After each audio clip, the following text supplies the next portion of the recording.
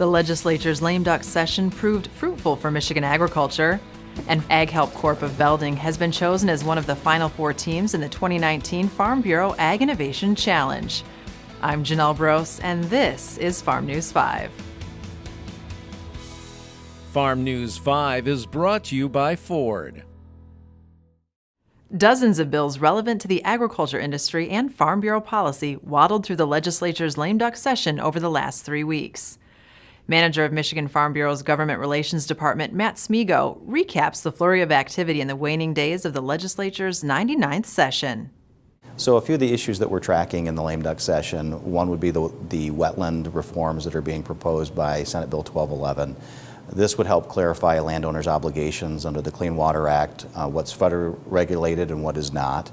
It also provides some incentives for landowners if they find themselves in a court action to recoup attorney's fees if they win in a civil court action. So there's some things to help build some additional pieces of clarity for landowners as it relates to our wetlands program in Michigan.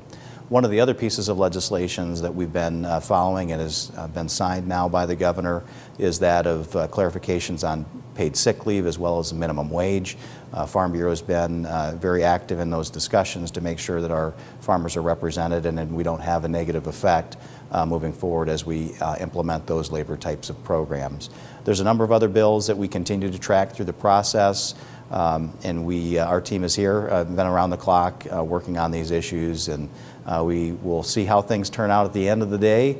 But we appreciate all the efforts of our members in making contacts, very important as we work through these issues to continue to hear from farmers in the countryside.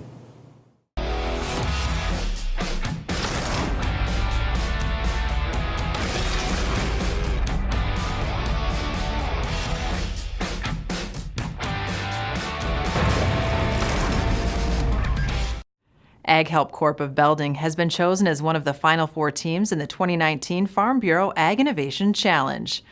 Ag Corp has developed a mobile app designed to link interested farmers with potential employees, both domestic and H-2A seasonal guest workers. They will compete for a total of $25,000 at American Farm Bureau Federation's annual convention in January. Succession planning is key to transferring management and ownership of your agribusiness the way you intend.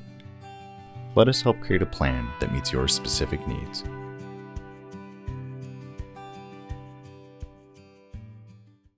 Santa Claus and his reindeer can deliver joy to children across the United States, courtesy of a USDA APHIS movement permit.